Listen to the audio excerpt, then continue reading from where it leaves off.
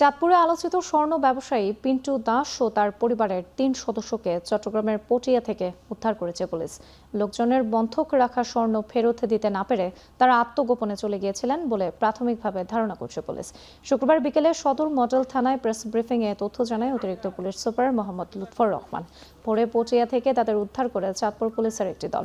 গেল ২৬ আগস্ট স্বর্ণ ব্যবসায়ী পিন্টু সহ পরিবারের ৪ সদস্য নিখোঁজ শিরোনামে গণমাধ্যমে সংবাদ প্রকাশ হয়। গেল ২০ আগস্ট এক ব্যক্তি পিন্টু দাসের বিরুদ্ধে স্বর্ণ রাখা নিয়ে থানায় জিডি করেন।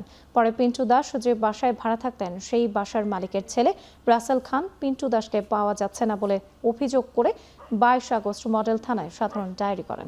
পরবর্তীতে পুলিশ তাকে উদ্ধার অভিযানে নামে।